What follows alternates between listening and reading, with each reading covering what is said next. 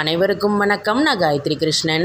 இன்றைக்கி நம்ம கடலைப்பருப்பு, வரமிளகா, தக்காளி பழத்தை வச்சு ரொம்பவே அருமையான ஒரு சைட் டிஷ் தான் பார்க்க போகிறோம்.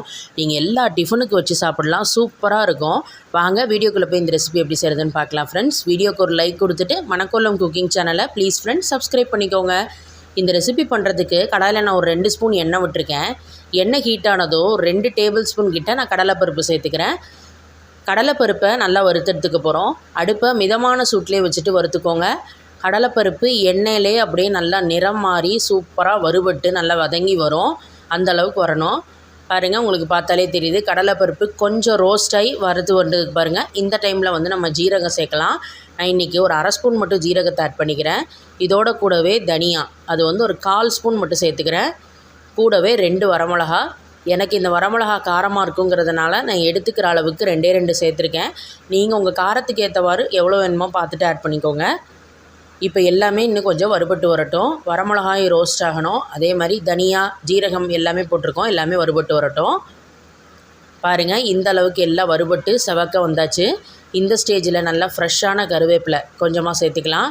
இதோட கூடவே ஒரு 4 ஸ்பூன் கிட்ட தேங்காய் துருவல். இப்போ இது எல்லாத்தையும் சேர்த்துட்டு கலந்து விட்டுக்க போகிறோம். சேர்த்து நம்ம ஸ்டவ்வை ஆஃப் பண்ணிடலாம். அந்த சூட்டிலே வந்து நீங்கள் கருவேப்பிலை, தேங்காய் எல்லாத்தையும் வதக்கினாலே போதும். அது வந்து சூப்பராக ரெடியாகி வந்துடும். இப்போ பாருங்கள், நம்ம சூட்டிலே வறுபட்டு அருமையாக வறுபட்டு வந்திருக்கு பாருங்கள்.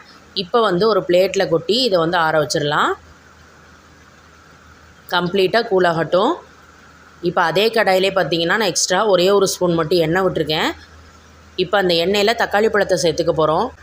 நான் வந்து இன்றைக்கி 2 மீடியம் சைஸில் பழுத்த தக்காளி பழம் எடுத்திருக்கேன். அதை வந்து கட் பண்ணி உள்ளே சேர்த்துட்டு கலந்து விட்டுக்கலாம்.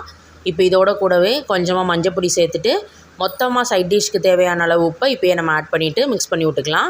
தக்காளி பழம் பார்த்திங்கன்னா நல்லா மசிஞ்சு வெந்து வரணும், அந்த அளவுக்கு இருக்கணும். அதனால் அடுப்பை மிதமான சூட்லேயே வச்சுட்டு வதக்கிக்கோங்க. இந்த சைட் டிஷ் ரொம்ப ரொம்ப டேஸ்ட்டாக இருக்கும். கண்டிப்பாக எல்லோரும் ட்ரை பண்ணி பாருங்கள். தக்காளி பழம் எந்த அளவுக்கு வதங்கி வந்திருக்கு அப்படின்னு. தக்காளி பழத்தை நீங்கள் அப்படியே மேஷ் பண்ணிங்கன்னா நல்லா அப்படி மசிஞ்சு வரணும், அந்தளவுக்கு வதங்கணும். இப்போ நம்ம வதக்கின தக்காளி பழம், ஃபஸ்ட்டு நம்ம வறுத்து கொட்டின இன்க்ரீடியண்ட் எல்லாமே தனித்தனி பிளேட்டில் கொட்டிக்கோங்க. எல்லாமே கம்ப்ளீட்டாக ஆறட்டும். ஆறுனதுக்கப்புறம் பார்த்திங்கன்னா மிக்ஸி ஜாரில் ஃபஸ்ட்டு நம்ம வறுத்தோம்ல அது எல்லாத்தையுமே உள்ளே சேர்த்தாச்சு.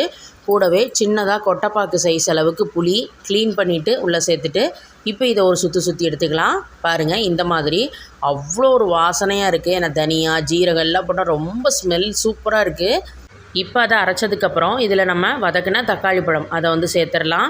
தண்ணி விட்டு நல்ல சட்னியாக நம்ம இதை அரைச்சி எடுத்துருவோம். இப்போ இதுக்கு தாளிக்கிறதுக்கு பாருங்கள், கடாயில் ஒரு ஸ்பூன் எண்ணெய் விட்டு ஹீட் ஆனதும் ஃபஸ்ட்டு நம்ம கடுகு சேர்த்துக்கலாம். கடுகு வெடிக்க ஆரம்பிக்குது. கொஞ்சமாக உளுத்தம்பருப்பு, கொஞ்சம் கருவேப்பிலை ஆட் பண்ணிடலாம். பெருங்காயம் சேர்த்துருவோம். இப்போ இது எல்லாத்தையும் சேர்த்து மிக்ஸ் பண்ணி விட்டுக்கலாம். இப்போ இது எல்லாமே தாளித்து ரெடியாகியாச்சு. ஸ்டவ்வை ஸ்விட்ச் ஆஃப் பண்ணிவிடுவோம். சட்னியை வந்து ஆல்ரெடி நம்ம சர்விங் பவுலுக்கு மாற்றிட்டோம். பாருங்கள், இப்போ தாளித்ததை நம்ம அப்படியே இந்த சட்னியில் ஆட் பண்ணிடலாம். நல்லா அந்த புளிப்போட அந்த தேங்காய் வாசனையோட தனியா, ஜீரக ஸ்மெல்லோட ரொம்ப ரொம்ப டேஸ்டியாக இருக்கும். அந்த கடலைப்பருப்பு எல்லா ஃப்ளேவரோட ரொம்பவே அருமையாக இருக்கும் இந்த சட்னி. தாளித்ததோடு அப்படியே நம்ம சர்வ் பண்ணிடலாம். இன்றைக்கி நாங்கள் தோசை தான் பண்ணியிருக்கோம். அதுக்கு நம்ம சைட் டிஷ்ஷாக வச்சு சாப்பிட்டா சூப்பராக இருக்கும். எந்த டிஃபனுக்குனாலும் நீங்கள் வச்சு சாப்பிடலாம். கண்டிப்பாக எல்லாருமே இந்த ரெசிபி ட்ரை பண்ணி பார்த்துட்டு ஃபீட்பேக்கை மறக்காமல் கமெண்ட் பாக்ஸில் ஷேர் பண்ணுங்கள் ஃப்ரெண்ட்ஸ். தேங்க்யூ.